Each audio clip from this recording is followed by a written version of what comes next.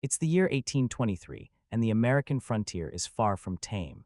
In the harsh wilderness carved from the northern reaches of the Louisiana Purchase, survival is never guaranteed. A rugged group of fur trappers, led by Captain Andrew Henry, ventures deep into hostile land in search of valuable pelts. Guiding them through this unforgiving terrain is Hugh Glass, a seasoned frontiersman who understands the land better than most.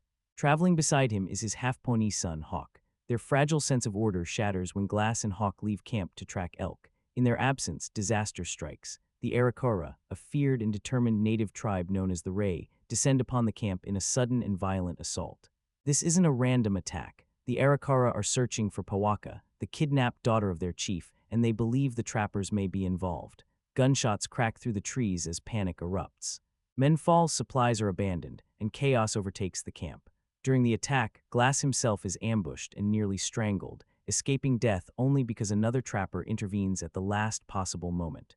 With bodies scattered across the snow and no time to recover their dead, the surviving men flee toward the river, clutching what furs they can as blood stains the frozen ground behind them. Most of the trapping party is wiped out in the brutal ambush. The few who remain manage to escape downstream by boat, shaken and desperate, but Glass knows the river offers no safety. He warns Captain Henry that the Arikara will follow their trail without hesitation. Trusting his instincts, the group abandons the boat and heads inland on foot, aiming for Fort Kiowa. Before moving on, they hide their remaining pelts along the riverbank, a risky bet that they'll survive long enough to retrieve them. Tension within the group begins to rise, especially from John Fitzgerald, a hardened trapper carrying deep resentment. Years earlier, he survived a savage native attack that left him partially scalped, and that trauma has turned into hatred, much of it directed at Hawk. Fitzgerald's hostility is barely concealed, but Glass steps in quickly, warning him to stand down and urging his son to remain calm. Out here, internal conflict can be just as deadly as any enemy. Elsewhere, the Arikara refuse to stop their pursuit. Still searching for Pawaka, they encounter a group of French fur traders. A grim bargain is struck, assistance in exchange for 5 horses. The hunt continues, relentless and unforgiving. While scouting ahead through thick forest, Glass unknowingly steps into a nightmare.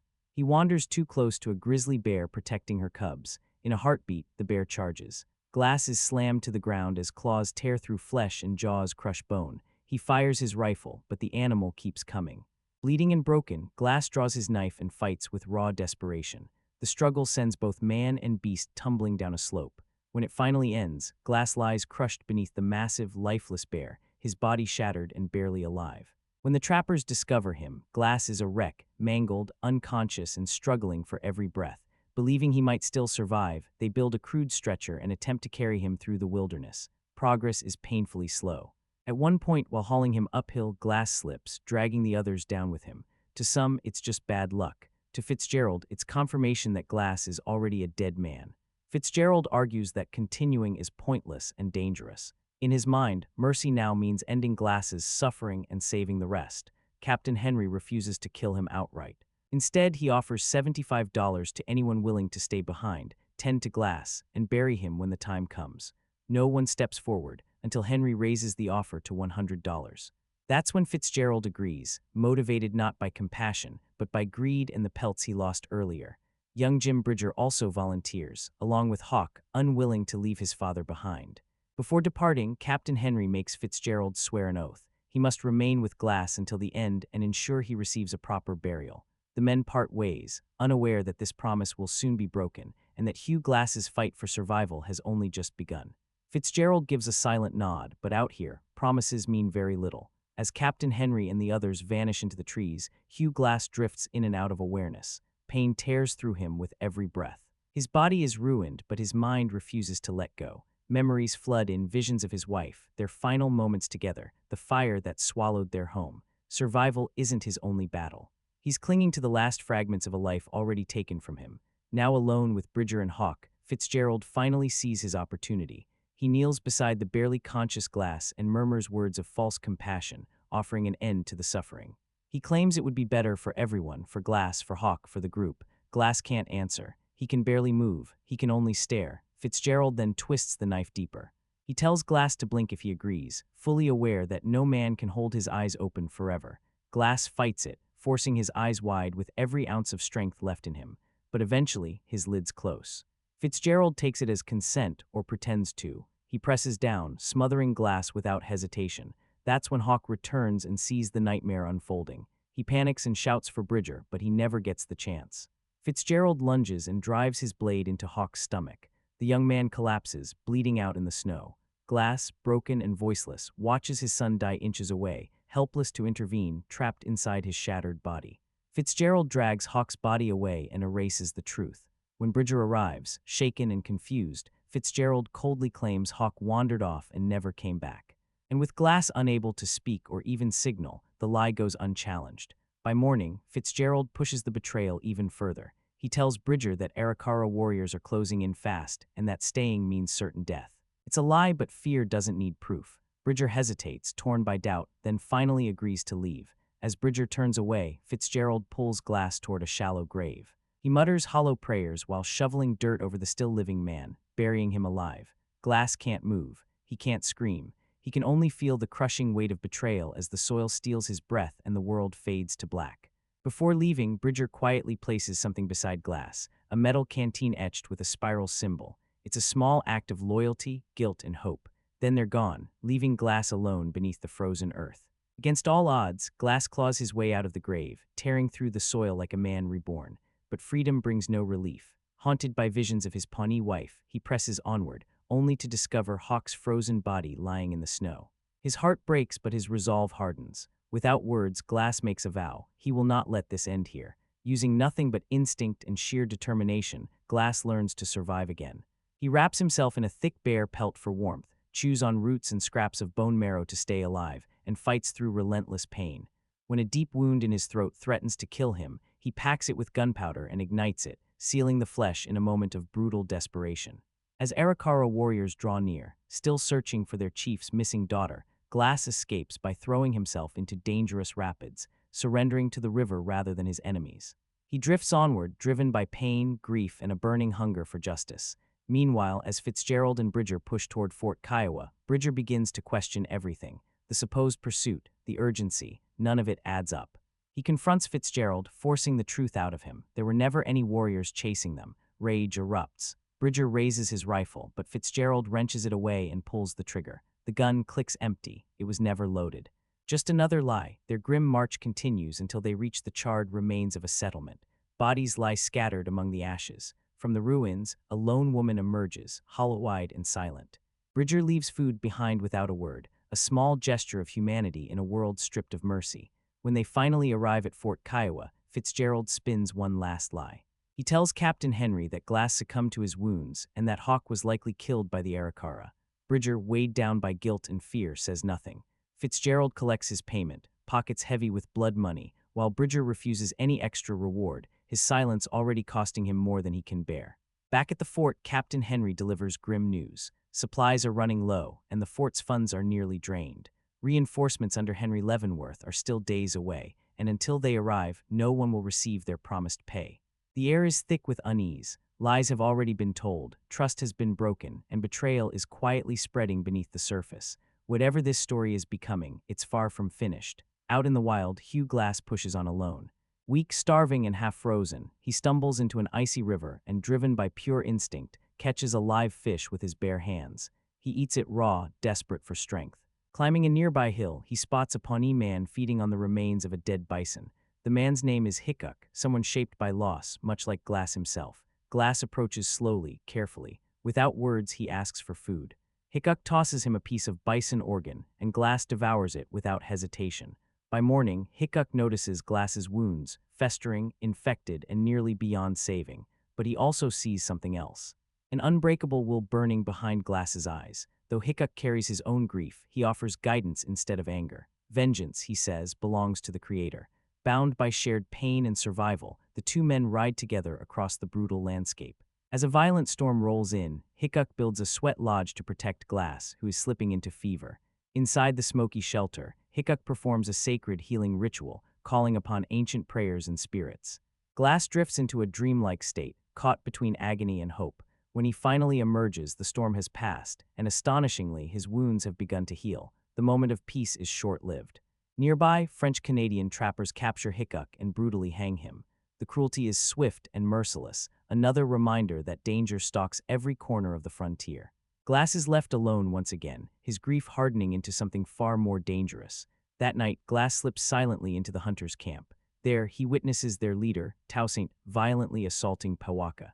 Without hesitation, Glass attacks, freeing her from his grasp. In a shocking reversal, Pawaka takes her own revenge, mutilating Toussaint before fleeing into the wilderness. Glass kills several of the hunters, releases their horses, including Hickox, and leaves behind Bridger's engraved canteen as a quiet message meant for those who understand. But survival demands more suffering. The following day, Glass is ambushed by Arikara warriors and forced over a cliff while on horseback. A tree breaks his fall, saving his life, but his horse is killed. As night closes in and the cold becomes unbearable, Glass makes an unthinkable choice. He cuts open the horse and crawls inside its body, using it as shelter against the freezing darkness. At dawn, he drags himself free and finds refuge in a snow cave. There, he carves words into stone and ice, a declaration etched in pain and fury. Fitzgerald killed my son. What began as survival has become a mission fueled by vengeance. Back at Fort Kiowa, tension explodes when a lone French trapper arrives carrying Bridger's canteen, the same one believed lost with Hawke. Captain Henry immediately orders a search party and rides out to find Glass. Meanwhile, Fitzgerald realizes the truth. Glass is alive. Seizing the moment, he steals the fort's payroll and flees into the wilderness. The search party eventually finds Glass near the Yellowstone River, battered but breathing, and rushes him back to the fort. Henry, furious and betrayed, accuses Bridger of treachery. But Glass intervenes, making it clear that Fitzgerald's lies are the root of everything that's gone wrong. With vengeance burning behind his eyes, Glass demands to join the hunt for the man who destroyed his life. As they split up to track Fitzgerald, tragedy strikes again. Glass discovers Henry's body, scalped and lifeless, a brutal reminder of Fitzgerald's ruthlessness. Hiding his pain, Glass pretends to be dead and waits. When the moment is right, he strikes, ambushing Fitzgerald and shooting him in the shoulder. The pursuit ends along a riverbank, where the two men collide in a savage, desperate fight. Blood, rage, and survival blur together as they struggle. Glass gains the upper hand and prepares to kill him, but then Hickox's words return. Vengeance belongs to the Creator. Instead of delivering the final blow, Glass shoves Fitzgerald into the rushing river. The current carries him directly into the hands of the Arikara chief Elk Dog and Pawaka. They exact their justice swiftly, killing Fitzgerald and sparing Glass. Exhausted and broken, Glass collapses by the river. In that quiet moment between life and death, he sees a vision of his wife. She smiles gently at him, then fades into the trees. A silent goodbye, a sign that his long, brutal journey is finally over. Analysis: some movies entertain you, some movies impress you, and then there are movies that test you. The Revenant is not a film you simply watch, it's a film you endure. From the very first frame, it pulls you into a frozen world where survival is never guaranteed, pain is constant, and nature doesn't care who you are. There are no heroic speeches here. No comforting music telling you everything will be okay. Just wind, blood, breath, and the terrifying silence of the wilderness. What makes The Revenant stand out isn't just its brutal realism. It's the way the film strips cinema down to its rawest form. Every injury feels real. Every step through the snow feels exhausting. And every moment reminds you how fragile a human life truly is. This isn't just a story about survival. It's a story about refusing to die, even when everything, including your own body, is telling you to give up.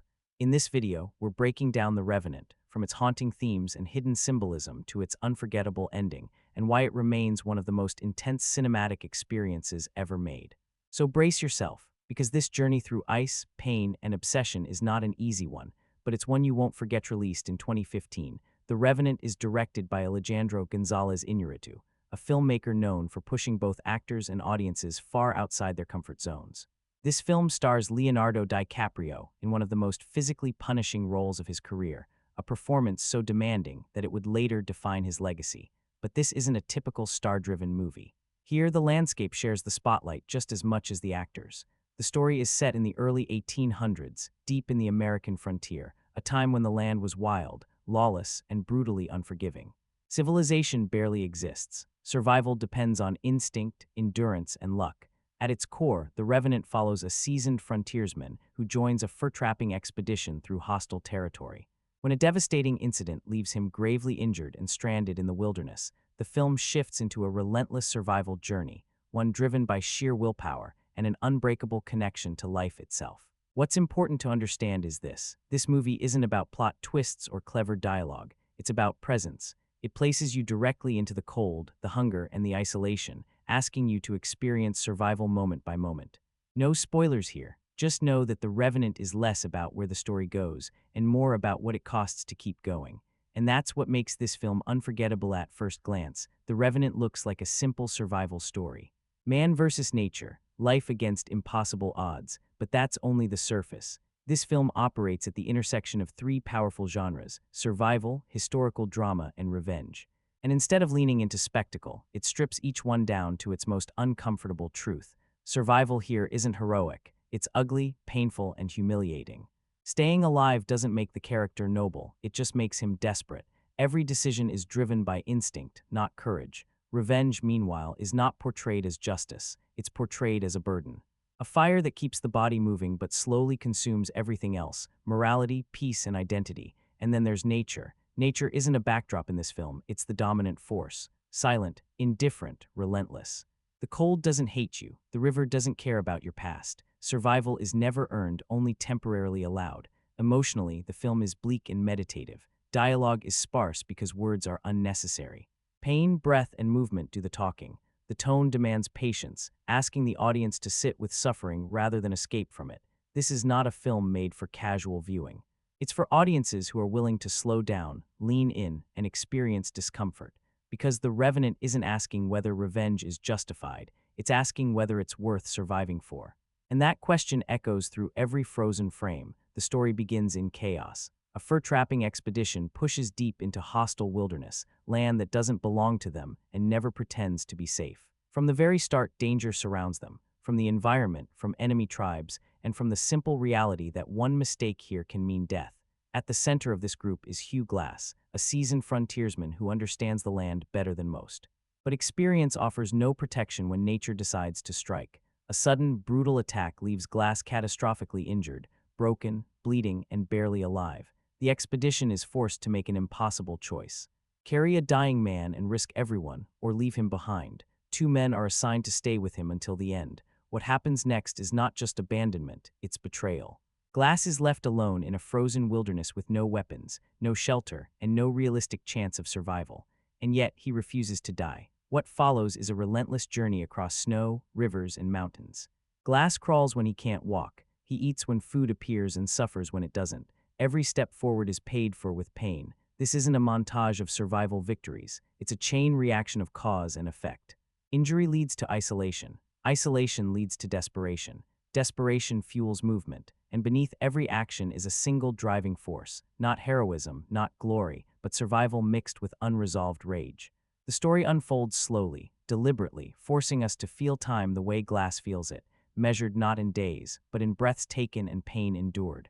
This is not a journey toward triumph. It's a journey toward staying alive long enough to confront the truth of what was taken. And every frozen mile pushes that purpose closer, at a terrible cost. After everything he endures, the cold, the wounds, the hunger, the betrayal, The Revenant does not give us the ending we expect. The final confrontation finally arrives, the moment the entire journey has been building toward. Revenge is within reach. Justice, if we can call it that, is right there. But instead of delivering a clean, satisfying victory, the film deliberately pulls away from it. What happens next is crucial. Rather than taking control of the final outcome, the protagonist lets go. He releases his obsession and allows nature, along with fate, to decide what justice looks like. This choice marks a turning point. Survival, not revenge, becomes the final act of strength. Symbolically, this moment says everything the film has been trying to tell us. Revenge kept him alive, but it could never give him peace. The wilderness, which has punished him throughout the story, now becomes the judge. The same indifferent force that nearly killed him now brings the journey to its end, without triumph, without celebration. And then comes the final shot. Hugh Glass looks directly into the camera. It's not a victorious stare. It's not relief. It's exhaustion and something close to emptiness. That look breaks the distance between character and audience. It asks us a silent question: was it worth it? The ending is intentionally unresolved, not because the story lacks closure, but because survival itself is the conclusion. There is no reward waiting on the other side, just breath, just life. The Revenant ends the only way it honestly can, not with revenge fulfilled, but with a man who has survived everything and is left to live with it. One of the most powerful things about The Revenant is how much it says without ever speaking. This film hides its meaning in visuals, movement, and silence, rewarding viewers who pay close attention. First, let's talk about nature. Nature isn't just a setting here, it's a silent judge. Wide shots constantly dwarf the characters, reminding us that no matter how strong or determined a human feels, the wilderness remains indifferent. The snow doesn't pause for grief. The river doesn't care about revenge. This visual scale quietly reinforces the film's core idea. Humans don't conquer nature, they temporarily survive it. Then there's the recurring imagery of breath. We constantly see Hugh Glass breathing heavily into the cold air. Each breath becomes visible, fragile, and temporary. It's a visual reminder that life itself is thin, something that can disappear at any moment. Breath equals existence, and the film never lets us forget how close he is to losing it. Fire is another key symbol. Whenever fire appears, it represents survival, memory, and human presence in an otherwise hostile world. Fire keeps Glass alive, but it also reminds him of what he's lost. Warmth and pain exist side by side. There's also strong spiritual symbolism throughout the film. Glass experiences visions that blur the line between life and death. These moments suggest rebirth rather than recovery, as if he's not simply surviving, but being reshaped. He's less a man returning to society and more a soul passing through suffering. And finally, foreshadowing. Danger often arrives silently, a calm river before chaos, a quiet forest before violence. The film teaches us to fear stillness, because in this world, peace never lasts long. None of these details are explained to us, they're felt. And that's what makes The Revenant so powerful. It doesn't guide you by the hand. It asks you to observe, endure, and interpret, just like its protagonist does. The deeper you look, the more the wilderness starts speaking back. What makes The Revenant even more incredible is knowing that much of what you see was just as brutal to film as it looks on screen. This movie wasn't created in a studio. It was survived. Director Alejandro G. Iñárritu made a bold and controversial decision. The film would be shot almost entirely using natural light. That meant the crew had only a few hours each day to shoot, racing against the sun, the cold, and the weather. Temperatures regularly dropped far below freezing. Equipment failed. Crew members quit. Entire locations had to be abandoned when the snow melted too quickly, forcing production to move to different countries just to keep the environment authentic. And then there's Leonardo DiCaprio. This role demanded extreme physical commitment. He endured freezing rivers, harsh terrain, and prolonged exposure to the elements.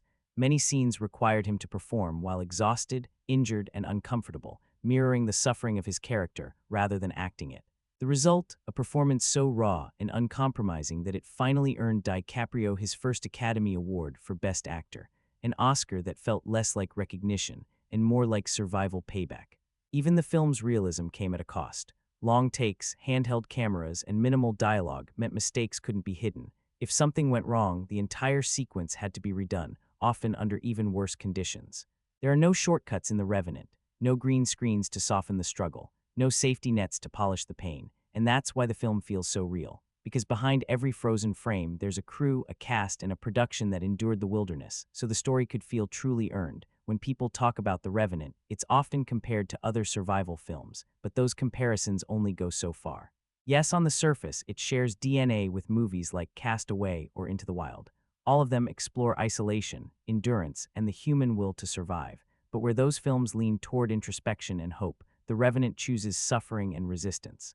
There's no comfort in solitude here, no peace in nature, only persistence. It's also frequently compared to classic revenge films, but this is where The Revenant deliberately breaks the mold. Traditional revenge stories build toward a moment of emotional release, where justice feels earned and satisfying. The Revenant refuses that reward. Revenge isn't empowering in this film, it's corrosive. It keeps the body moving but drains the soul. Instead of glorifying vengeance, the film questions whether it's worth surviving for it all. Stylistically, it's often placed alongside epic historical films like Braveheart or The Last of the Mohicans. But unlike those stories, heroism here is stripped of romance. There are no speeches, no rallying cries, no cinematic victories, just breath, blood, and motion. What The Revenant does better than most films in its genre is immersion. The camera doesn't observe from a distance, it suffers alongside the character. Long takes, natural lighting, and minimal dialogue pull the audience into the experience rather than letting them watch safely from the outside. But this approach comes with a trade-off. Compared to more traditional narratives, the pacing can feel slow. The film demands patience. It doesn't entertain, it confronts, and that's the difference. The Revenant isn't trying to be the most exciting survival movie ever made. It's trying to be the most honest. And whether you admire it or struggle with it, there's nothing else quite like it. when The Revenant was released, it didn't just spark conversation, it divided audiences. Critics largely praised the film as a cinematic achievement. The cinematography was hailed as breathtaking, the realism was admired, and Leonardo DiCaprio's performance was almost universally recognized as one of the most physically demanding roles ever put on screen. Awards followed quickly, Oscar buzz turned into Oscar wins, and the film secured its place as a prestige cinematic event, but audience reactions told a more complicated story.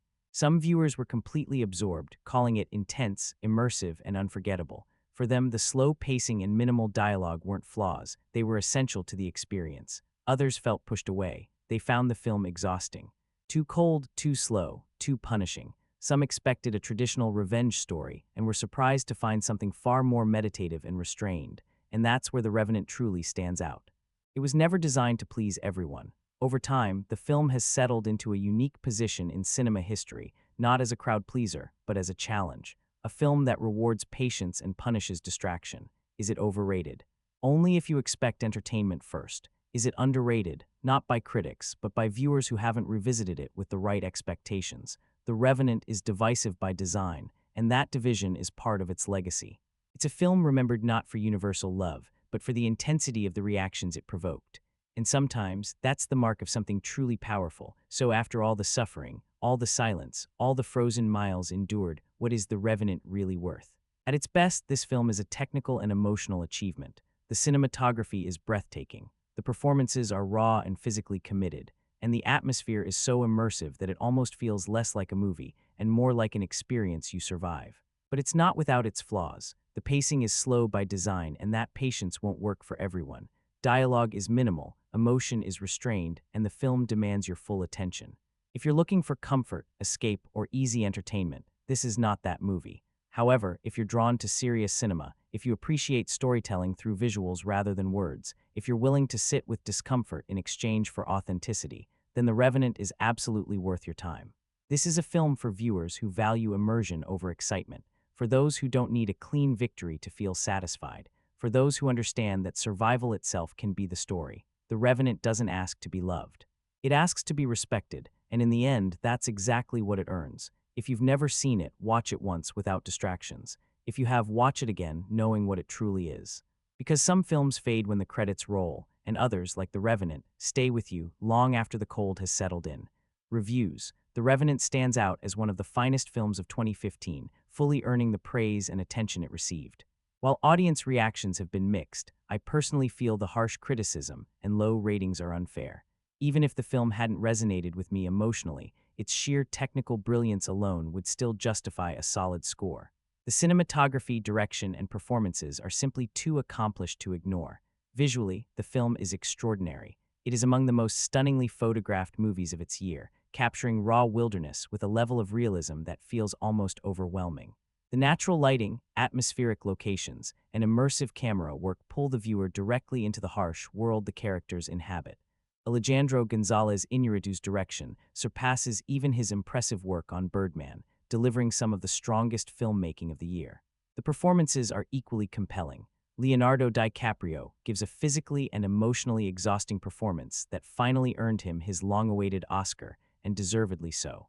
With minimal dialogue, he relies heavily on expression, movement, and sheer presence to convey suffering, determination, and grief, and it works powerfully. Tom Hardy delivers a tense and menacing turn, while Poulter also leaves a strong impression. Every actor commits fully to the brutal environment and tone of the story. Beyond its visuals and acting, the film's action sequences are intense and unforgiving, especially the opening ambush, which throws the audience into pure chaos.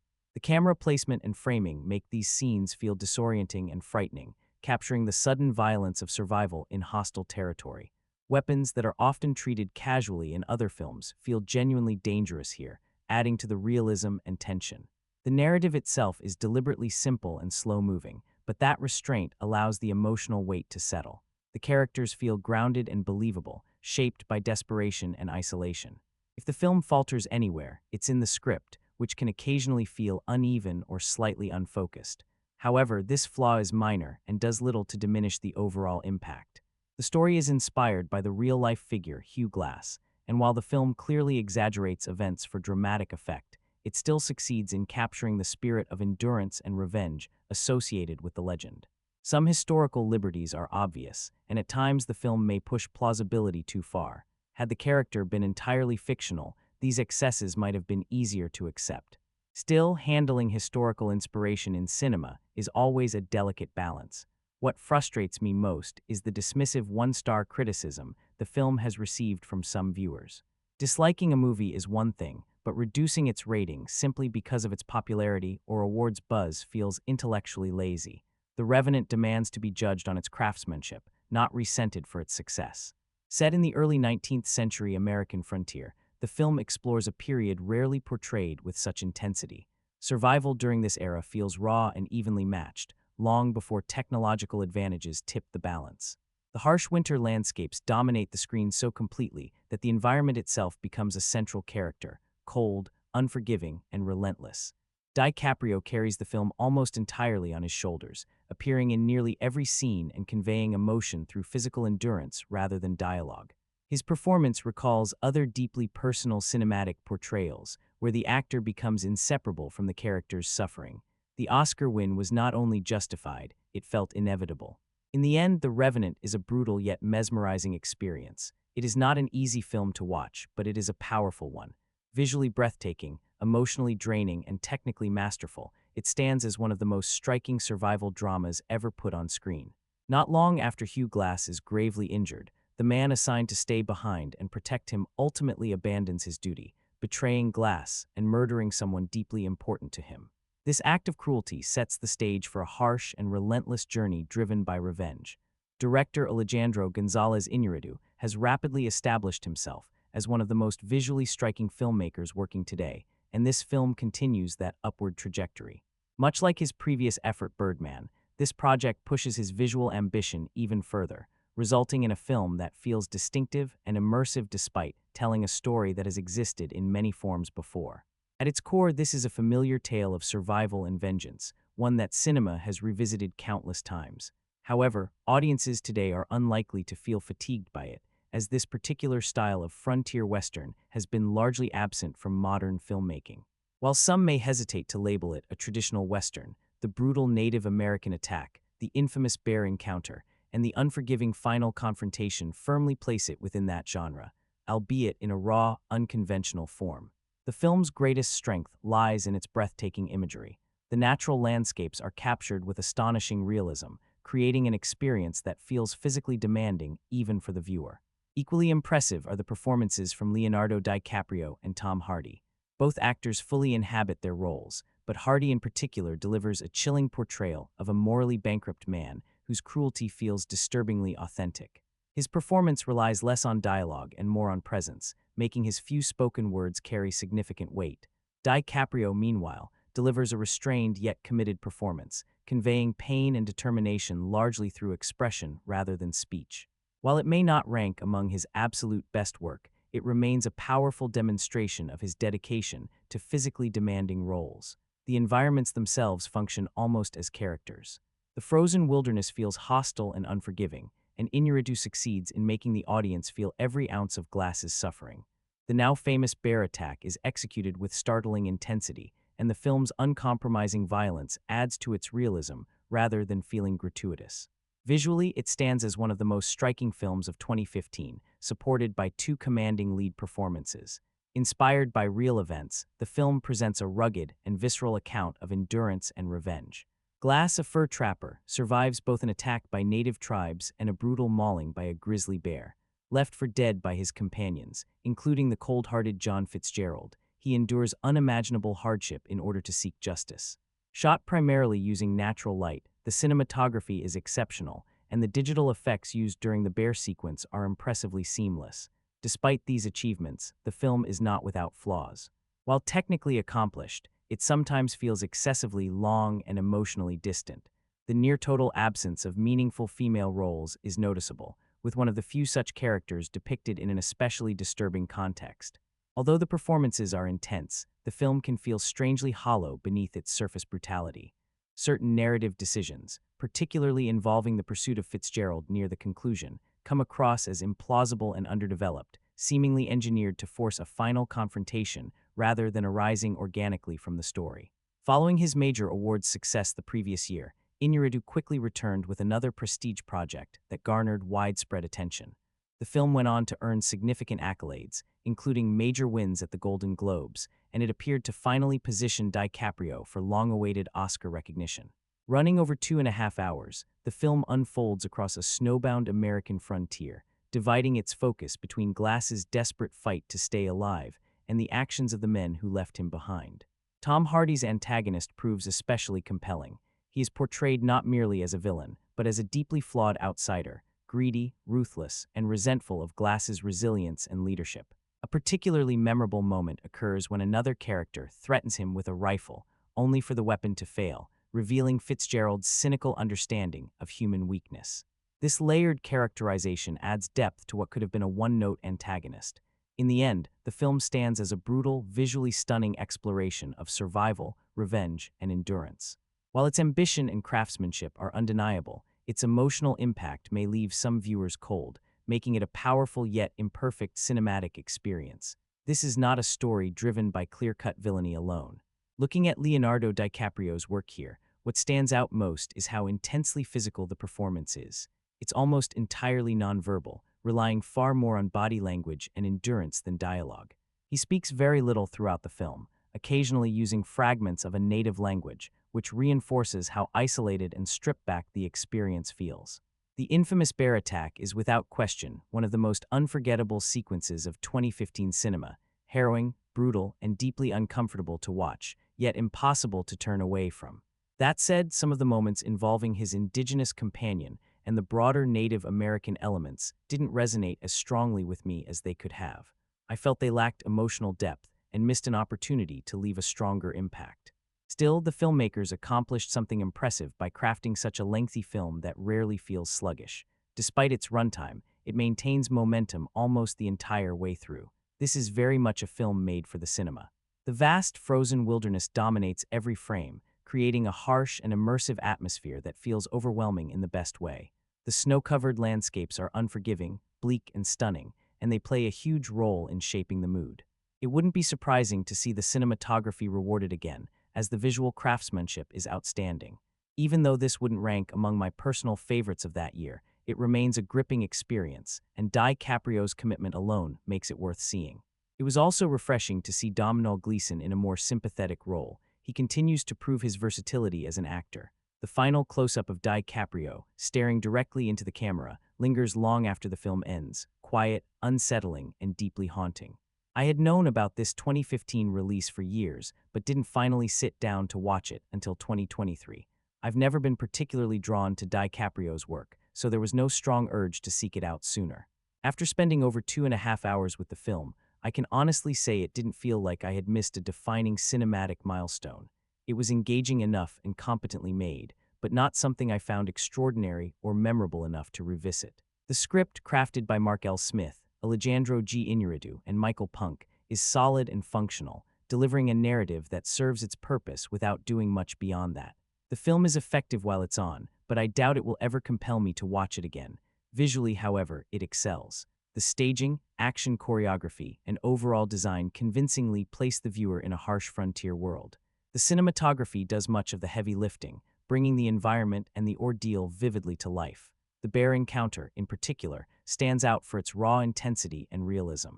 The supporting cast is adequate, though character development is fairly limited across the lengthy runtime, which leaves the experience feeling somewhat shallow on a narrative level. Performances overall are strong.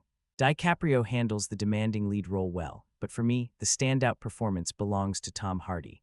His portrayal is layered, engaging, and far more memorable, ultimately giving the film much of its emotional weight. It's unfortunate that actors like Brendan Fletcher and Christopher Joner were not given more substantial material to work with. This film arrived during awards season, a time when studios often push out serious, physically demanding productions clearly aimed at recognition. Whether this film falls into the category of truly great or merely important is debatable. What is undeniable is that the cast and crew endured real hardship during production. The freezing locations and punishing conditions feel authentic on screen, and that realism pays off. The sense of survival, the constant brutality, and the contrast between fragile human figures and the overwhelming natural world form the film's strongest core. Technically, the movie is impressive throughout. From the early bear sequence to the sweeping camera movements across icy landscapes, the film balances intimate chaos with grand scale remarkably well. Much of the story unfolds with minimal dialogue, as the protagonist claws his way back from the edge of death in pursuit of revenge. While this journey is grueling and intentionally exhausting, it can also feel demanding for the viewer. The pacing is slow, deliberate, and relentless, effective, but hardly comforting. It's not a film you casually put on to unwind. Still, despite its slow crawl, the time never truly felt wasted to me. Its unwavering brutality and focused vision kept me engaged, even if I was never deeply invested in the finer details of the characters themselves. Ultimately, the film works less as a traditional character study and more as an immersive survival experience, unified by recurring themes of loss, endurance, and the bond between parents and children. The idea of revenge may drive the story forward, but it is only one layer of what the film explores. Beneath it lies a deeper focus on survival, loss, and instinct. This is reflected not only in the actions of the protagonist, but also in the presence of the Native American groups who play a crucial role in shaping the narrative. Even the infamous bear attack can be seen as an act of parental protection rather than senseless violence. While this thematic angle is intriguing, it doesn't always land as powerfully as intended. At times, the revenge arc feels more like a mechanical tool pushing the story ahead, and the dreamlike spiritual connection to the protagonist's deceased wife does little to strengthen its emotional impact. Another parental storyline, involving a father searching for his daughter, adds limited emotional weight. Ironically, the most affecting relationship in the entire film turns out to be that of the bear cubs left behind after their mother's death, a moment that resonates more strongly than many of the human connections on display. The cast convincingly embodies the harsh brutality of the setting, wearing the physical and emotional toll naturally. While Leonardo DiCaprio rightfully draws attention, the supporting performances are equally compelling. In fact, one could argue that Tom Hardy steals much of the spotlight, delivering the most memorable dialogue and portraying the most clearly defined character. Many of the film's standout moments revolve around him. Still, the true star of the film is its technical execution. Visually striking and meticulously crafted, the movie excels in atmosphere, sound design, and environmental realism. These elements elevate the experience, making it gripping and immersive, even when character development occasionally falls short. The film succeeds most as a raw depiction of humanity's struggle against nature rather than as a deeply personal character study. Set in the early 1800s, the story follows Captain Andrew Henry, explorer Hugh Glass, and a fur-trapping expedition that comes under attack by Native Americans. Only a handful survive, escaping by river with the animal pelts. Gravely injured and presumed dead after a brutal bear attack, Glass is abandoned by his companions. Left behind without burial, he clings to life with a single driving purpose: revenge, particularly against John Fitzgerald, the man who ensured his abandonment. They believed he was finished. They hoped he was gone. They were wrong. What follows is a relentless test of endurance as Glass crawls through frozen wilderness, fueled by survival instincts and sheer willpower. Blood is lost, life is rediscovered, and the boundary between death and rebirth blurs. Revenge and survival form the backbone of this intense narrative. Loosely inspired by Michael Punk's novel, the film dramatizes the ordeal of real-life trapper Hugh Glass, though historical details about his personal life remain uncertain. The film takes creative liberties, as there is no confirmed record of a wife or children. The story of Hugh Glass has been adapted before, most notably in The Man in the Wilderness, 1971, starring Richard Harris. Interest in that earlier film resurfaced following the success of The Revenant, leading to its Blu-ray release in 2016. The broader theme of one man battling the unforgiving wilderness has also appeared in other films like Jeremiah Johnson and The Man Called Horse, reinforcing its enduring appeal. The Revenant contains numerous powerful scenes and unflinching depictions of violence, yet it maintains a restrained rating despite its intensity. Leonardo DiCaprio delivers a physically punishing and emotionally raw performance, portraying Glass with relentless commitment. His dedication included performing his own stunts under extreme conditions, earning him widespread acclaim and multiple awards. Tom Hardy's portrayal of the ruthless Fitzgerald is equally effective, earning him critical recognition. Strong supporting performances round out the cast, enhancing the film's credibility and depth. Ultimately, The Revenant stands as a visually stunning and technically masterful film. While its characters may not always reach the emotional depth promised, Its portrayal of survival, vengeance, and humanity's fragile place within nature makes it a compelling and unforgettable cinematic experience. The film is further elevated by its haunting musical score from Ryuichi Sakamoto and Alva Noto, paired with the breathtaking, award-winning cinematography by Mexican maestro Emmanuel Lubezki. Alejandro G. Iñárritu, who co-wrote the script with Mark L. Smith, delivers a visually striking and emotionally relentless experience. Known for films like Amores Perros, Babel, 21 Grams, Beautiful, and Birdman, Iñárritu once again proves his ability to craft stories that are both brutal and mesmerizing. There are very few moments in this film that allow the audience to breathe. The intensity rarely lets up. The story opens with a vicious attack by Native American warriors, and before the shock of that sequence can fully settle, the film launches into the widely publicized and harrowing bear attack involving Leonardo DiCaprio's character.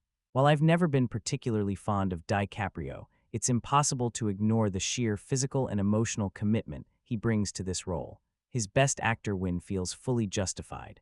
Before watching the film, I assumed it would sweep the top awards, but after seeing it, I understand why it may not have been an easy choice for every Academy voter. This is not a comfortable viewing experience. Several scenes, especially those depicting the aftermath of the bear mauling, are deeply unsettling and hard to watch. The injuries Glass sustains are so severe they call to mind the graphic suffering depicted in The Passion of the Christ, making the viewer question how any human being could endure such trauma, particularly while exposed to freezing temperatures and unforgiving wilderness. Throughout the film, the audience is constantly reminded of how hostile the environment is, as Glass struggles through brutal terrain driven by a single purpose: survival and revenge. At its core, the film is a powerful statement on human endurance, a reflection of Glass's refusal to surrender, no matter the odds. The word revenant itself refers to someone who returns, either from the brink of death or, in a more supernatural sense, as a ghost. That definition perfectly encapsulates the spirit of this story. My excitement for the film began months before its release and only grew stronger as it collected nominations and awards, backed by the reputation of Iñárritu, an Oscar, BAFTA, and Golden Globe-winning director.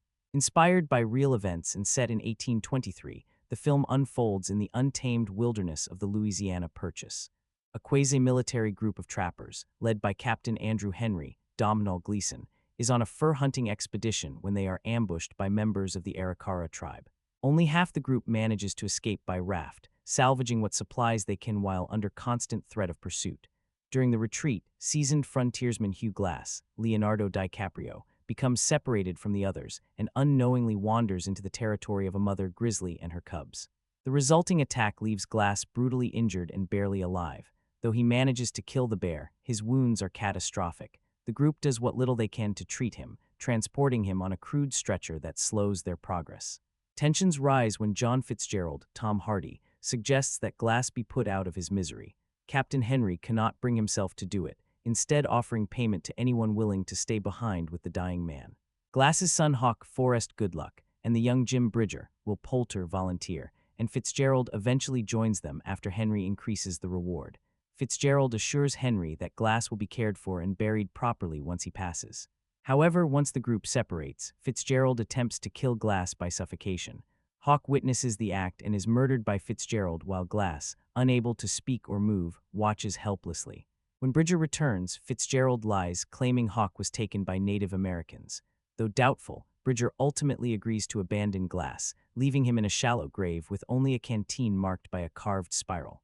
Against all expectations, Glass survives. Weak, wounded, and alone, he drags himself through the wilderness, feeding on roots and raw survival instinct. The same Arikara tribe continues to roam the area, their chief searching desperately for his kidnapped daughter. Glass narrowly escapes death multiple times, including a perilous journey down a freezing river. Meanwhile, Captain Henry and the remaining trappers reach a crumbling outpost. Fitzgerald and Bridger arrive later. Bridger realizes the truth but is intimidated into silence. Fitzgerald falsely reports Glass's death and Hawk's disappearance, collecting his payment, while Bridger refuses his share, burdened by guilt. Hugh Glass crosses paths with Hickok Arthur Redcloud, a kind-hearted Pawnee tribesman who, like Glass, is driven by loss and a desire for justice.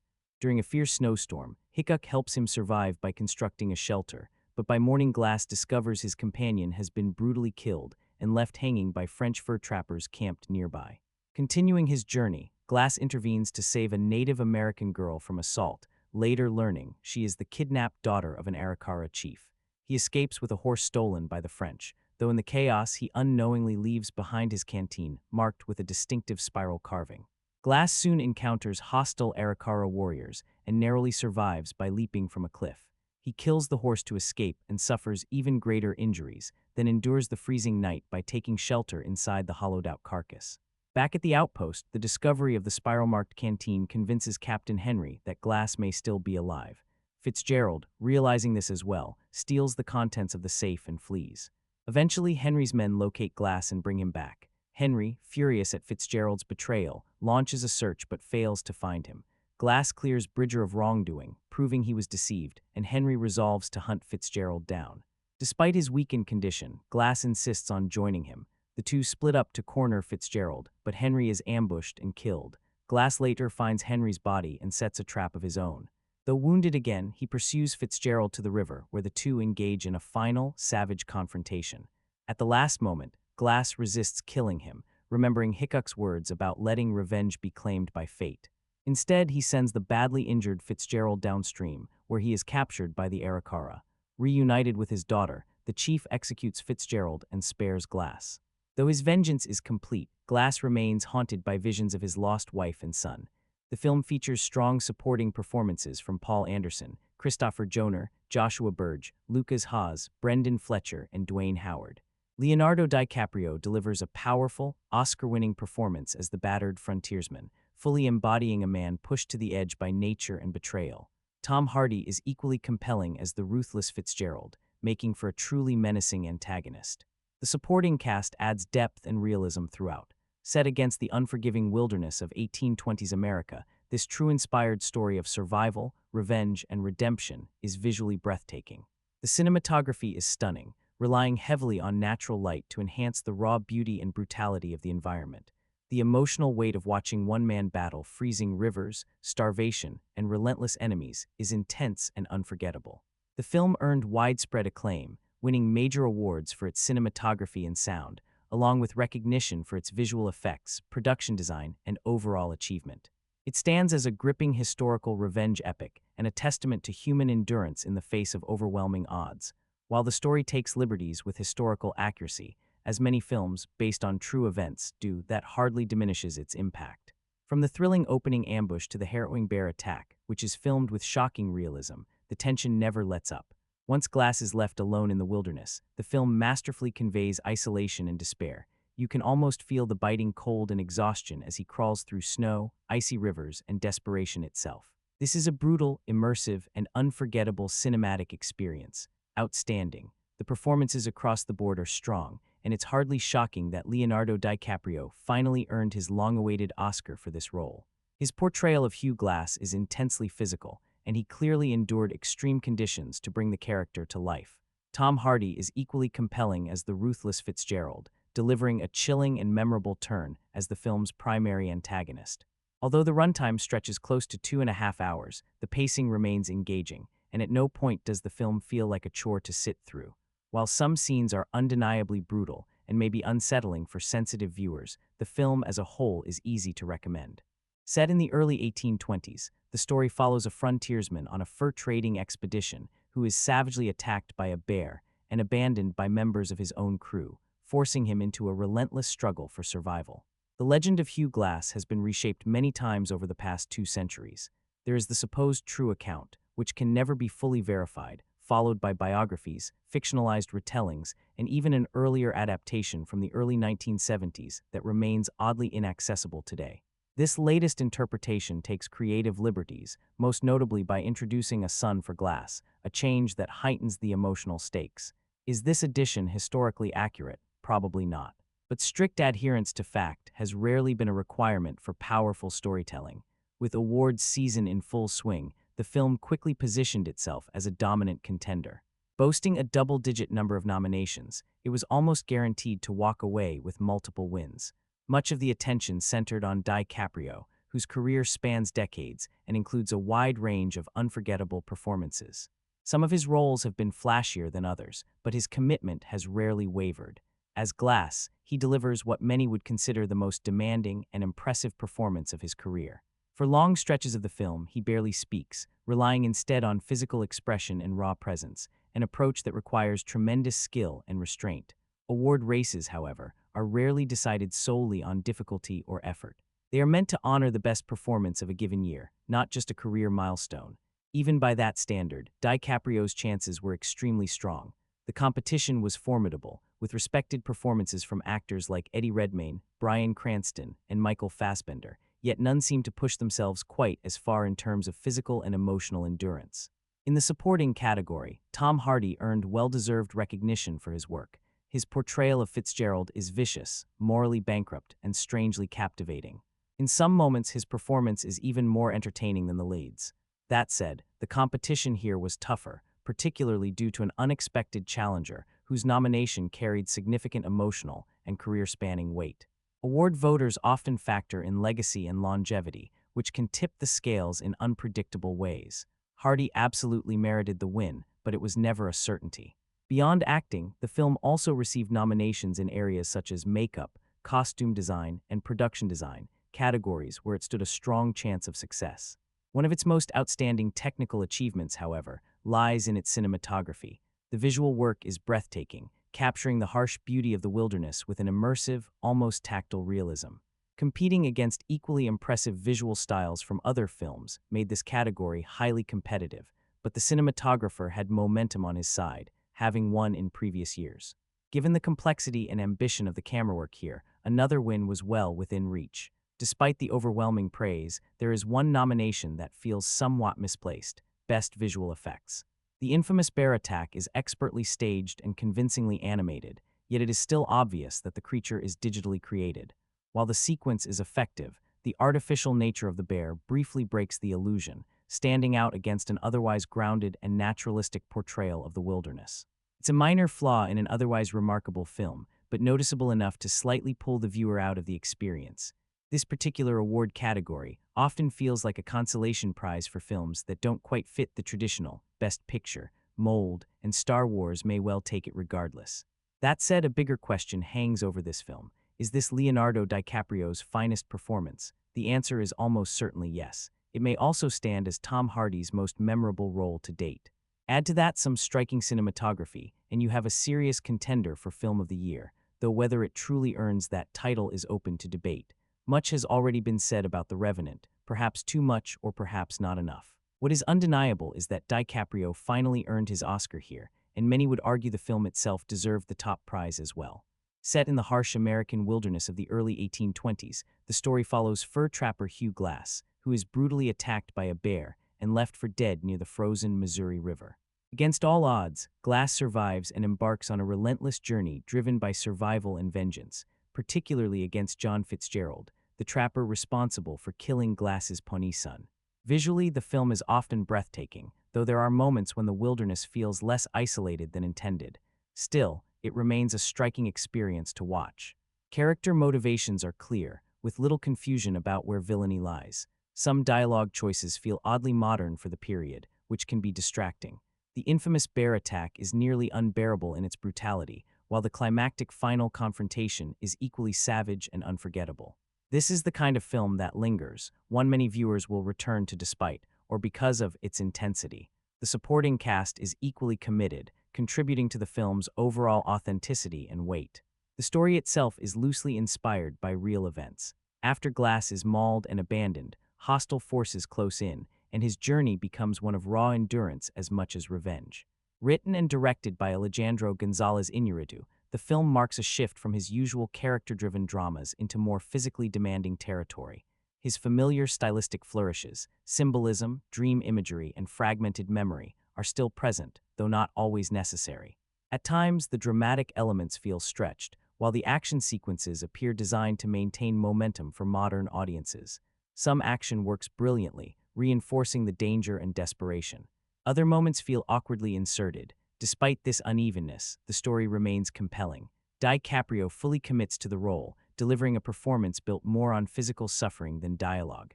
Hardy is effective as the antagonist, though his heavily altered voice can be frustrating. The landscape photography is extraordinary, but the film does lose momentum toward the end as pacing slows and additional threads add little to the outcome. The The conclusion, while powerful, is largely expected. A persistent sense of cold seeps into every frame. This is a survival tale drenched in snow, water, and near-impossible conditions. The environment itself becomes an enemy, merciless and unforgiving. Revenge, too, is served with icy precision. The production itself mirrored the hardship on screen, with well-publicized challenges and risks taken during filming. Inarritu's insistence on practical locations and natural light, avoiding green screens, resulted in a brutally authentic vision. The cinematography is a major reason for the film's acclaim. Vast white landscapes punctuated by sudden, shocking violence. It is not an easy watch, nor is it meant to be. DiCaprio's performance, built on endurance, pain, and sheer will, is more impressive than traditionally showy. It is a role that demands respect, even if it doesn't invite admiration in the usual sense. Across its lengthy runtime, the central performance rarely shifts gears, with the lead character behaving much the same from one sequence to the next. Tom Hardy's antagonist is similarly consistent, menacing, coarse, and unapologetically brutal, offering little variation beyond his familiar habit of muttering dialogue through a thick, altered accent. As a whole, the film works reasonably well, though it occasionally stumbles over a hazy backstory that surfaces intermittently in an attempt to inject emotional weight. These moments lean heavily into dreamlike imagery and spiritual symbolism, sometimes feeling overly insistent. It's far from a masterpiece, but it remains a solid entry tailored squarely to its intended audience, one that is clearly not designed to court softer sensibilities. From a technical standpoint, the film is frequently stunning. The cinematography is extraordinary, a testament to Emmanuel Lubezki's mastery, and a clear reason his work continues to receive widespread recognition. Director Alejandro G. Iñárritu makes full use of the punishingly remote locations, which are captured in all their raw, unforgiving beauty. Considering the harsh environments in which this was filmed, the effort required from cast and crew alone is worthy of admiration. Complementing the visuals is exceptional production design, with period-accurate costumes, makeup, and sets that feel deeply textured and lived in. The action sequences rely heavily on practical effects and visceral stunt work, particularly during the film's bloody climax, while digital effects are used sparingly and effectively. The music further deepens the atmosphere. The score by Ryuichi Sakamoto and Alva Noto is composed of haunting, ambient tones that gnaw at the edges of the film, reinforcing the bleakness and isolation that define the protagonist's ordeal. That ordeal, the heart of the film, remains compelling throughout. After being brutally mauled by a bear and abandoned by his fellow trappers, frontiersman Hugh Glass must rely solely on his survival skills to traverse a merciless wilderness. Even as a basic premise, the concept is inherently gripping, and it's easy to see why the story has endured, originally told in Michael Punk's novel. Iñárritu and co-writer Mark Smith shaped this journey into a narrative filled with striking moments, some of which are genuinely unforgettable. The direction is restrained yet purposeful, allowing certain sequences to resonate with quiet power. Strong performances across the board, from Leonardo DiCaprio, Tom Hardy, Domhnall Gleeson, and Will Poulter, add emotional weight to characters who might otherwise feel one note. These are hardened individuals, but the actors bring a ferocity and vulnerability that elevate the material. It's easy to understand why The Revenant was met with such acclaim and awards recognition. Despite its relentless ugliness, depictions of racism, extreme violence, and humanity's capacity for cruelty, it succeeds on its own terms. The film is as much about vengeance as it is about survival, and it never softens its portrayal of suffering, whether inflicted upon people, animals, or the land itself. That said, the brutality may prove overwhelming for some viewers, at times threatening to eclipse the narrative's emotional strengths. Even while acknowledging its achievements, a degree of unease lingers. Though Hugh Glass is positioned as a sympathetic figure, he remains part of a group actively exploiting land belonging to indigenous peoples, which complicates the audience's empathy. Some supporting characters receive modest depth through brief glimpses into their pasts, but ultimately this is a story centered on settlers, with Fitzgerald standing out as merely the worst among an already morally compromised group. The film's power is undeniable, yet its perspective invites scrutiny alongside admiration. Part of me couldn't help wishing the story had been told through the eyes of the Pawnee or the Arikara, and I'll admit, without shame, that I found myself rooting for the bear. While watching, my mind kept drifting to a satirical short by the comedy group 5 Second Films, titled The Revenanting, which pokes fun at the film and Leonardo DiCaprio's visibly agonized performance by labeling it classic Oscar bait. Though meant as a joke, the parody actually lands closer to the truth than one might expect. That said, I'm fully aware of how cynical I can be, and perhaps I'm being overly harsh. Regardless of any nitpicking, it's hard to deny that The Revenant is, more often than not, an exceptional film. I wouldn't argue that it's essential viewing, but whatever your reason for watching, it's undeniably impressive, provided the brutal and unsettling elements of the story don't put you off. I'd put off watching it for far too long, and I'm glad I finally did. The film absolutely earns the acclaim it's received, and I'm more than comfortable recommending it. One of my long-standing frustrations with modern Hollywood is how visually repetitive films have become. Bold primary colors dominate, action scenes are sliced into hyperactive edits, and intensified continuity techniques make sequences feel more like extended music videos than coherent storytelling. Add to that the sense that nearly every major production now features Tom Hardy, and you start feeling as though you've already seen every movie released this century. On top of all that, The Revenant comes from Alejandro González Iñárritu, the filmmaker behind the highly praised yet, in my view, overindulgent Birdman. Everything about this project screamed award season bait, so I went in with very modest expectations. What followed was a genuine surprise, mild spoilers ahead. I should apologize for calling the experience pleasant, because this film is anything but, and that's not a criticism. If you're planning to see The Revenant solely because it stars Leonardo DiCaprio, don't say you weren't warned. This is not a glamorous performance piece. Think of it as The Naked Prey reimagined for the modern era. Where Cornel Wilde's 1966 film was constrained by the limitations of its time, today's studio system pulls very few punches. If you're sensitive about animals or uncomfortable with the realities of survival and hunting, it might be best to steer clear. This film does not hold back. Ironically, it wasn't the animals that haunted me afterward, but the humans. Iñárritu achieves something genuinely remarkable here, crafting a deeply cinematic experience. I've struggled with his previous work, but this film stands apart as something truly memorable.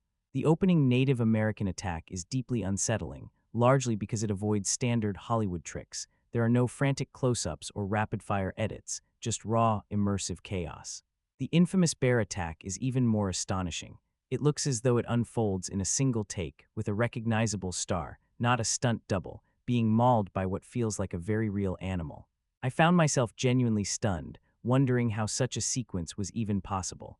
What's most impressive is that I never once felt like I was watching actors performing roles.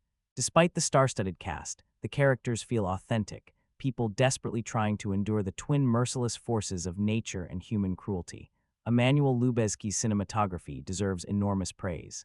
His cold, desaturated visuals perfectly capture the unforgiving wilderness. Stephen Moraini's editing is equally impressive, particularly in several underwater sequences that are so fluid and seamless, it's easy to forget the immense effort required to pull them off. That said, the film isn't flawless. Iñárritu occasionally leans too heavily into his art house instincts, and at times the stylistic flourishes feel a bit excessive. Given the premise of a lone man battling a hostile environment, the narrative does lose momentum somewhat in the final stretch. There's also a small but noticeable quirk that kept pulling me out of the story. Hugh Glass seems to possess an almost supernatural ability to make fire under any circumstances. I suppose we're meant to assume he's carrying flint, but in a landscape that's freezing, soaked, and unforgiving, finding usable kindling feels questionable at best. Still, these are small nitpicks rather than real problems. What stands out more to me are the many negative reactions surrounding this film. It makes me wonder whether some viewers were disappointed because the movie didn't match what they expected, rather than judging it for what it actually is.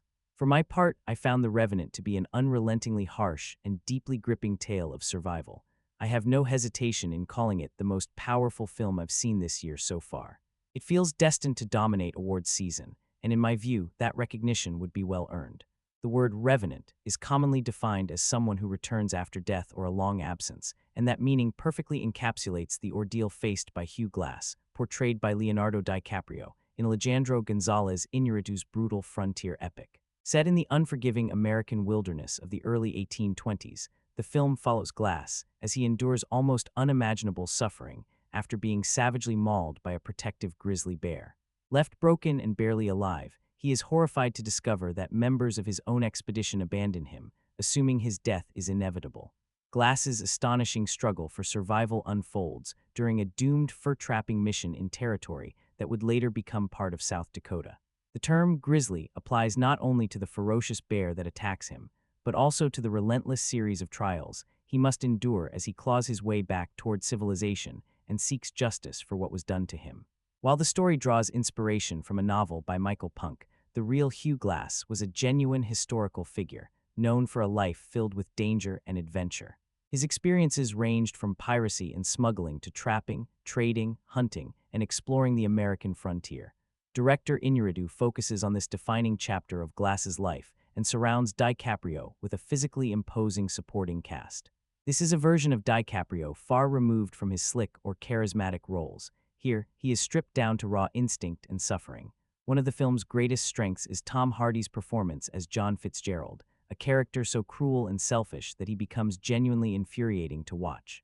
Hardy fully commits to making Fitzgerald detestable, and he succeeds with chilling effectiveness. The natural world itself plays a crucial role in the film. Sweeping, awe-inspiring landscapes dwarf both hero and villain, emphasizing how insignificant human lives are in such a hostile environment. The production famously took nearly 9 months, with scenes filmed in sequence across multiple locations, including remote regions of North America and South America. Cinematographer Emanuel Lubezki worked closely with Iñárritu, relying entirely on natural light to give the film a raw, immersive realism that few movies attempt.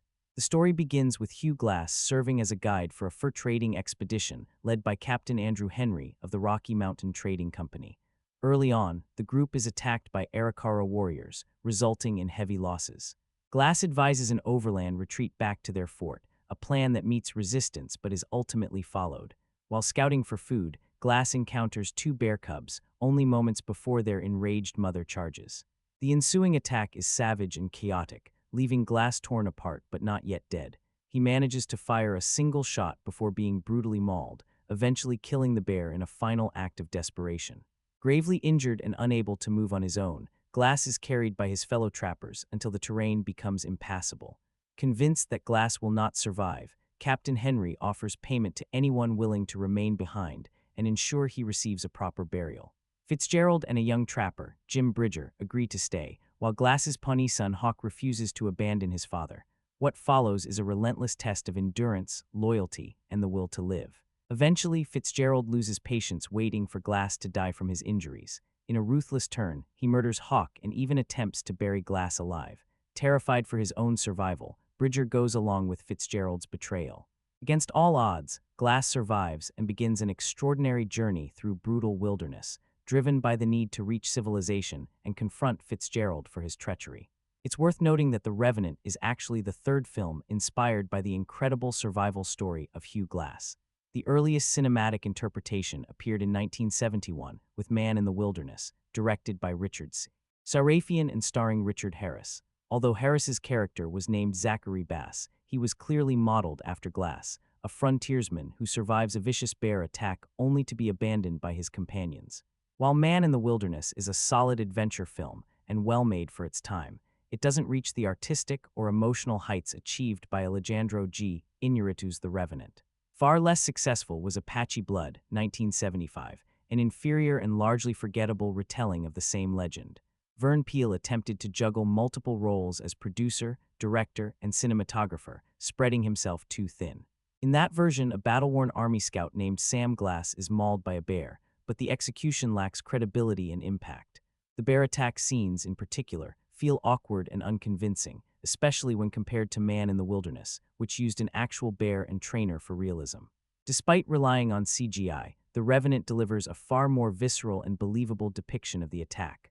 All 3 films, and Punk's novel, share the same foundational narrative. A resilient protagonist survives a devastating bear attack, is presumed dead, and betrayed by those meant to protect him.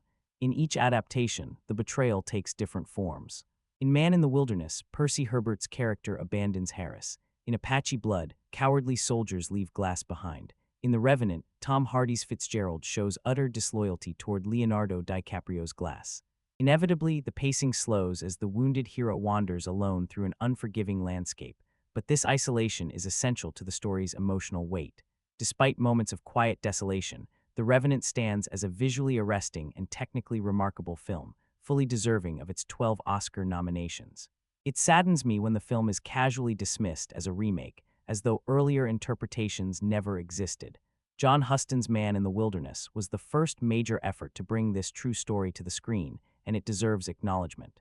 However, comparing the two films directly is difficult. They were produced decades apart, under vastly different circumstances, with enormous gaps in budget, technology, planning, and cinematic tools. The Revenant was a massive, years-long production, meticulously crafted scene by scene.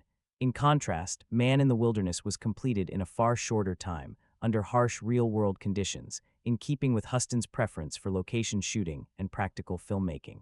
Iñárritu introduced a stronger, revenge-driven arc into the narrative, which, while deviating from historical accuracy, adds dramatic intensity. The result is a lavish, carefully constructed film that showcases Iñárritu's obsessive attention to detail and positions Leonardo DiCaprio as the emotional anchor of the entire experience. The craftsmanship is undeniable. It is a true cinematic achievement. That said, revenge as a central theme can feel thin if the audience fails to emotionally connect with either the seeker or the target of that vengeance. While revenge may be a primal and believable motivation given the harsh setting and era, it risks becoming monotonous without deeper emotional engagement. In the end, The Revenant is an endurance test, both for its protagonist and its audience, culminating in a final confrontation that delivers exactly what it promises. The story centers on revenge following unimaginable brutality, a man left for dead after a savage bear attack, then betrayed by the same person who later murders his son. But does Alejandro González Iñárritu use this premise to explore anything meaningful about human nature? Beyond a handful of brief flashbacks that quickly inform us that Hugh Glass once had a wife who was killed, the film offers little emotional grounding. There's minimal reason to connect with Leonardo DiCaprio's character beyond sheer endurance. Tom Hardy's antagonist feels less like a layered human being and more like an exaggerated embodiment of cruelty, lacking subtlety or depth. Iñárritu's direction often feels overly deliberate, as though each frame is carefully posed to announce its own importance. The result, unfortunately, is a visually impressive yet monotonous experience that drags on far longer than it should. DiCaprio is almost universally expected to win an Oscar for this role, though his performance feels strikingly familiar, another variation of the same suffering-heavy roles he's played repeatedly in recent years. Much of the praise seems focused on how physically demanding the shoot was rather than the emotional nuance of his acting. In truth, the extraordinary makeup and physical transformation do most of the work for him. Iñárritu's Birdman remains the one film of his that truly resonated with me, and this project reinforces the sense that it may have been an exception. His worldview appears rooted in the idea that life is something to endure until redemption arrives beyond it. That philosophy simply doesn't connect with me, leaving his films emotionally distant. Keep breathing. These words are whispered early in the film by Hugh Glass to his young son Hawk, a quiet piece of advice that echoes throughout the story. It may also serve as a subtle reminder to audiences struggling through the relentless brutality on screen. From a technical standpoint, the film is undeniably a showcase of elite craftsmanship. Iñárritu reunites with cinematographer Emmanuel Lubezki, and together they create imagery that is both stunning and punishing in its realism. DiCaprio and Hardy abandon all traces of traditional movie star polish to deliver raw, physically grounded performances in this adaptation of Michael Punk's novel, inspired in part by true events. The opening attack by the Arikara is sudden and ferocious, immediately immersing viewers in a hostile early 19th century frontier where survival is never guaranteed. Just as the tension begins to ease, the film delivers its most infamous moment, an astonishingly brutal bear attack, filmed in what appears to be an unbroken take. The encounter is visceral, relentless, and unforgettable, transforming DiCaprio's Glass into a battered symbol of human resilience. Hardy brings a chilling intensity to Fitzgerald, a man driven by greed and self-preservation. His intimidation of young Jim Bridger and his confrontations with Captain Henry pulse with menace. Though his accent-heavy dialogue can be difficult to catch at times, his physical presence perfectly suits the unforgiving nature of the frontier. There are few moments of relief in this nearly 3-hour ordeal, but film history fans may briefly smile at the appearance of the name Jim Bridger. Still, smiles are rare in a movie that is designed to test both its characters and its audience. An Oscar win for DiCaprio would not be surprising. Whether it's for this particular performance or for surviving the experience itself is another question entirely. This is a performance stripped of vanity, one that has nothing to do with charm or conventional appeal. It is raw, exhausting, and deeply committed. At its core, the film is a survival story and a revenge saga, but it is also a stark meditation on nature itself. Majestic in its beauty and merciless in its cruelty. Visually, the film often reaches a near-poetic quality, evoking the contemplative style of filmmakers like Terrence Malick. These serene moments are abruptly shattered by overwhelming violence, roaring river rapids dragging glass over a waterfall, or the unforgettable image of a man and horse plunging off a cliff. The journey itself is intentionally vague in terms of time and distance, but the sheer physical punishment endured along the way is unmistakable. This is not an easy watch. It demands endurance from the audience just as it does from its protagonist. If you can resist looking away, the visuals will reward you, even as they make you wince. Technically, the achievement is astonishing. Shot on location in Canada and Argentina using almost entirely natural light, the film captures textures of nature that are often ignored. Every sound, arrows cutting through air, animal growls, labored breathing, feels amplified and essential. Costumes made of animal hides add to the authenticity, and the seamless blend of practical effects and digital work makes it nearly impossible to distinguish reality from illusion. The result is a visceral experience that lingers long after the credits roll. This is a chilling, relentless tale of survival and vengeance, elevated by extraordinary atmosphere. While the story itself is relatively simple, the execution is anything but. The film proves that even a familiar narrative can become extraordinary through inspired filmmaking. Compared to other atmospheric war and survival classics, this stands apart, not because of originality in plot, but because of how deeply it immerses the viewer in its world.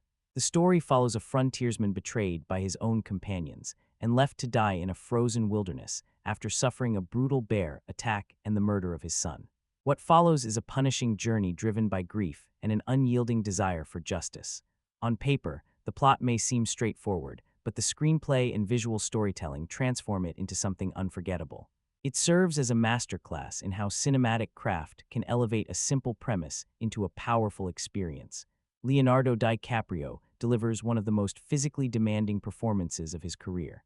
His commitment is undeniable, and this role stands as a defining moment, one that justifies every ounce of praise it received. Tom Hardy is equally compelling, portraying his character with a disturbing realism that makes him both repulsive and fascinating. The score heightens the tension throughout, reinforcing the cold, oppressive atmosphere of each scene. The director's achievement here is extraordinary. Winning back-to-back Best Director awards feels entirely justified in this case. While his previous film relied heavily on technical bravura, this one balances ambition with emotional weight and authenticity. It is a far more complete and deserving accomplishment. Ultimately, this is a film that demands your full attention. Watch it without distractions. Let it consume you. It is harsh, draining, and at times punishing, but also hauntingly beautiful. A modern classic that proves cinema can still be both brutal and breathtaking. The Revenant is a film that speaks far more through imagery and physical suffering than through words. Dialogue is sparse, yet the emotional and physical impact is overwhelming. Two pivotal moments, in particular, define Hugh Glass's relentless will to survive. The now iconic bear attack is not just shocking for its brutality, but for how technically accomplished it is. The sequence unfolds with an almost documentary realism, feeling as if it were captured in a single, uninterrupted take. The combination of visual effects and raw staging makes it one of the most punishing scenes in modern cinema, rivaling even the most extreme moments of the year. The second defining moment comes later, when Glass lies helpless, barely conscious, fully aware that survival depends on endurance rather than strength. It is during this moment of vulnerability that Fitzgerald commits an unforgivable act. Leonardo DiCaprio's performance here is extraordinary, not because of dialogue, but because of restraint. Without speaking, he conveys rage, sorrow, guilt, grief, and despair with haunting precision. If accolades were to come from any single scene, it would be this one. Rarely has such a range of emotion been expressed so powerfully in silence. Tom Hardy also delivers a strong performance, embodying Fitzgerald with menace and bitterness, though his vocal choices occasionally distract from the gravity of key scenes. Still, the film as a whole is relentless in its honesty. Extended takes and immersive framing place the audience directly inside Glass's suffering. The camera never looks away, forcing viewers to endure the cold, pain, and exhaustion alongside the character. From a visual standpoint, it is difficult to imagine a stronger contender for cinematography recognition. At its core, the film is built on contrast. Vast, breathtaking landscapes stand in opposition to the cruelty, greed, and betrayal that define the human conflict. Set in 1823, the story follows a group of American fur trappers who are ambushed by members of the Arikara tribe. After suffering heavy losses, the survivors flee under the guidance of Hugh Glass. When Glass is gravely injured by a bear, the men assigned to protect him betray their duty, murdering his son and abandoning him to die in the wilderness. From that moment on, the film transforms into a harsh survival tale fueled by vengeance. Much of the journey unfolds with minimal dialogue, allowing the environment to dominate the narrative. Snow-covered mountains, frozen rivers, and endless forests become both obstacles and silent witnesses. The film's greatest strength lies in its visual storytelling. DiCaprio's performance, while deeply committed, is also heavily supported by makeup, costume, and design teams who shape glass into a living symbol of endurance. His whispered speech, constrained by injury, reinforces the physical reality of his condition. Visually stunning and technically ambitious, the film ultimately prioritizes spectacle over historical depth. While it captures suffering with brutal honesty, it stops short of offering meaningful insight into its historical setting or deeper character exploration. Instead, it aims to overwhelm and largely succeeds. Directed by Alejandro González Iñárritu, alongside co-writer Mark L. Smith, and shot by Emmanuel Lubezki, the film uses long tracking shots and natural lighting to immerse the viewer in an unforgiving world. Blood dripping onto snow, labored breaths in freezing air, and the weight of every wound are lingered on with unflinching patience. The decision to shoot exclusively on real locations, using only natural light, pushed production to extremes, even causing delays and crew departures. Yet the final result proves the effort worthwhile, delivering a raw, elemental beauty that feels both majestic and merciless. In the end, The Revenant stands as a cinematic achievement, visually arresting, emotionally exhausting, and uncompromising in its portrayal of survival.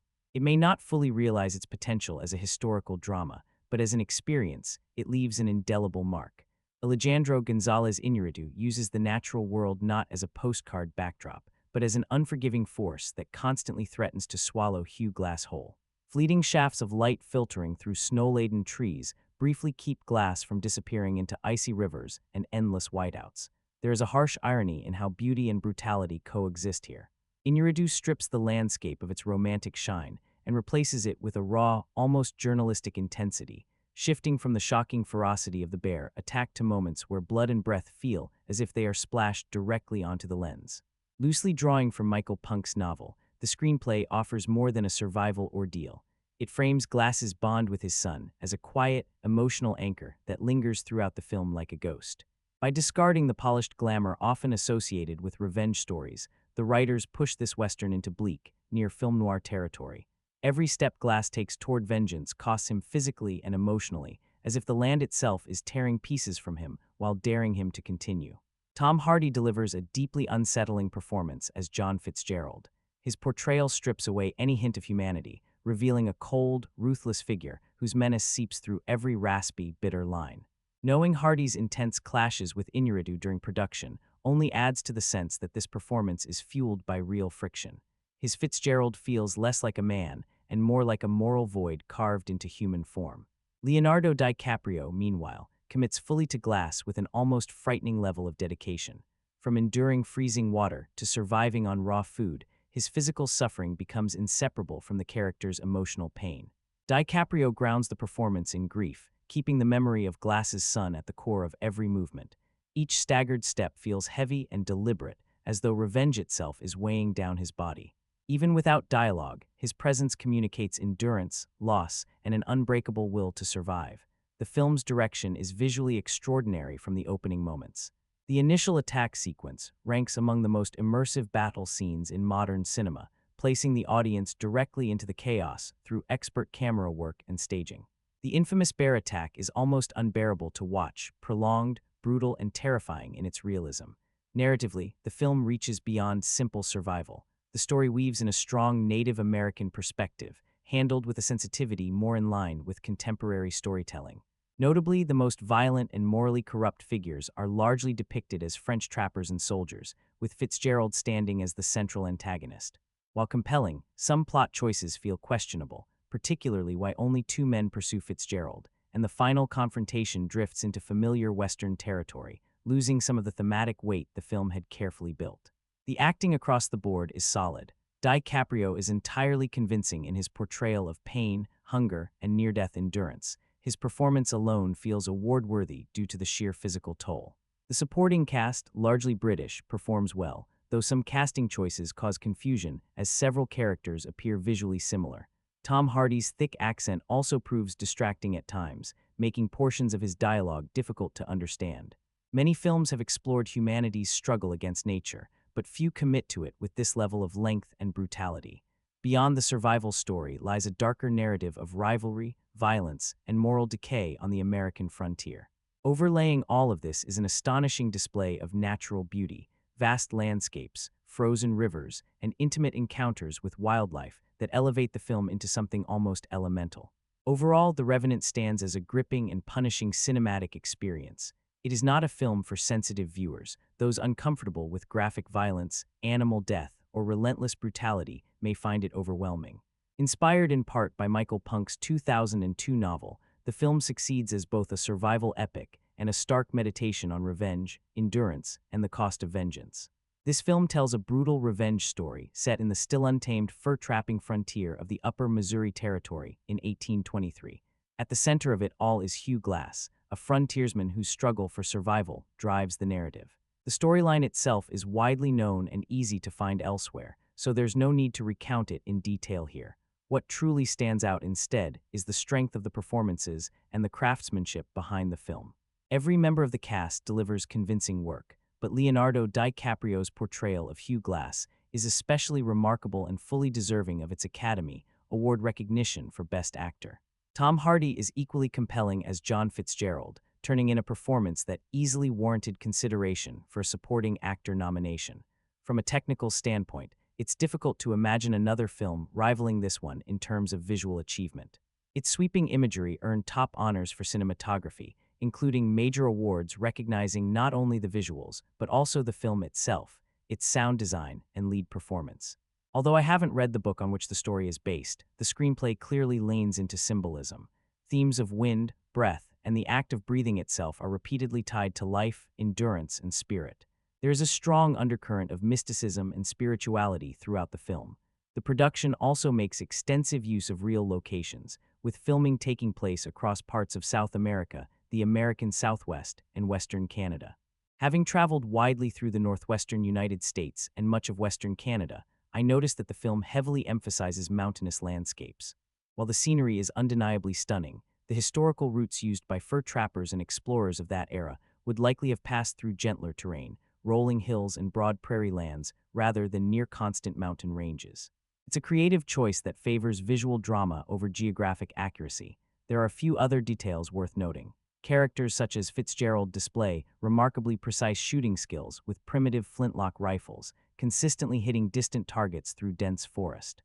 Additionally, there are moments, particularly during extreme close-ups of Glass, where the camera lens briefly fogs.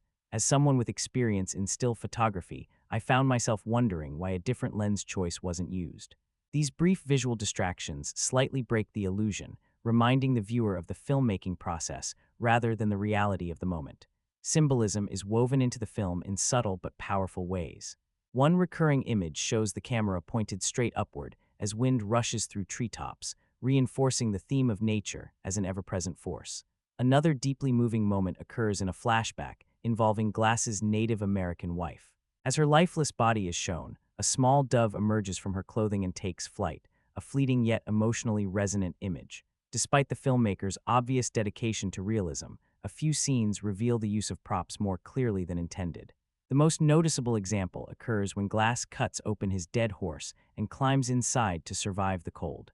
The bundle of organs he removes is clearly staged. Anyone familiar with field dressing an animal would recognize that such a mass would be far more slippery and difficult to handle. While this doesn't ruin the scene, it does briefly pull the viewer out of the experience. At the heart of the story is Glass's relentless drive to survive, whether fueled by revenge or a desire for justice after the murder of his son. Yet the film ultimately suggests a deeper moral reflection, echoed when Glass recalls the idea that vengeance belongs to God, not man. Several lines of dialogue stand out as particularly memorable, especially Glass's calm acknowledgement of death and his quiet certainty that fear cannot save those who try to outrun their fate.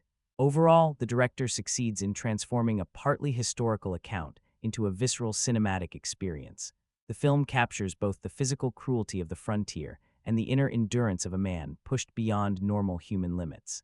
Anchored by a powerful lead performance and extraordinary visuals, it stands as a striking achievement in modern filmmaking. The true motive behind the early violence in the film is revealed much later. The native chief's daughter, Pawaka, has been abducted by two white men, and the chief is desperate to have her returned. As the group retreats and moves deeper into the wilderness, Hugh Glass wanders into the forest and suffers a brutal attack by a grizzly bear. This sequence stands out as one of the most intense and convincing animal attack scenes ever put on screen. It was so harrowing that I found myself watching through my fingers, completely gripped by the realism and sheer brutality of the moment. Only a handful of men survive the encounter, and they attempt to transport the badly injured Glass across the mountains.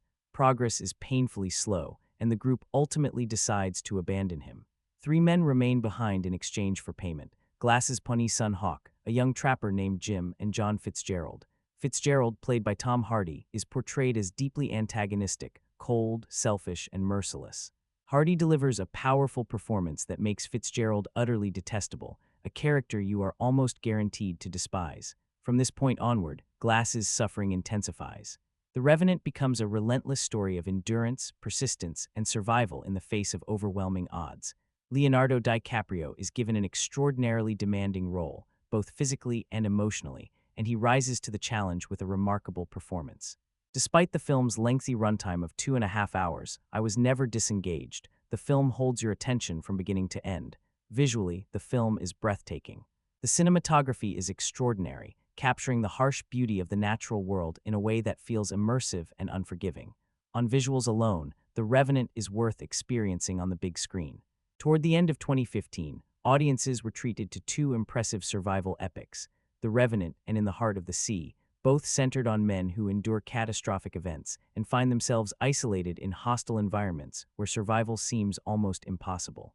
The title itself is revealing. A revenant traditionally refers to someone who returns, often used to describe a ghost that comes back to haunt the living. This film, however, contains no supernatural elements. Instead, it is a Western inspired by the true story of Hugh Glass, a frontiersman in the early 19th century. In 1823, Glass was part of a fur-trapping expedition when he was savagely mauled by a bear. Left for dead in uncharted wilderness, he somehow survived and later sought revenge against those who abandoned him, particularly John Fitzgerald, who not only urged others to kill Glass but also murdered Glass's son, Hawk, while the boy tried to defend his father. In this way, Glass himself becomes a living revenant, returning from near death to confront those who betrayed him. The time period is also noteworthy. Most Westerns are set between 1865 and 1890, following the American Civil War, making this early 1820s setting relatively rare within the genre. While the core theme of revenge is hardly new and has long been a staple of Western storytelling, Glass's journey has been adapted before in the 1971 film Man in the Wilderness, starring Richard Harris. I have not seen that version, so I cannot compare the two directly. What sets Alejandro G. Iñárritu's interpretation apart, however, is not the plot itself but the way the story is told. Traditional revenge westerns tend to move quickly, building momentum toward a final confrontation. The Revenant takes a very different approach. It unfolds as a sweeping, deliberate epic, prioritizing atmosphere and survival over fast-paced action. Rather than opening with the bear attack, the film begins with a violent clash between trappers and Native Americans. Throughout much of the runtime, the focus remains on Glass's struggle to stay alive, enduring extreme cold, starvation, hostile tribes, and even rival French trappers, rather than on the act of vengeance itself. Leonardo DiCaprio has delivered a series of strong performances over the years, often choosing roles that differ dramatically from one another. With The Revenant, he adds yet another demanding and unforgettable performance to that list. The frontier survivor Glass couldn't be further removed from the polished, talk-heavy figures Leonardo DiCaprio has played in the past: wealthy socialites, powerful officials, or clever tricksters. This time, his performance is almost entirely physical. For much of the film, Glass is completely alone, and even when he encounters others, he is not a man of many words. His inner world is communicated through his face, his movements, and the atmosphere surrounding him rather than through dialogue.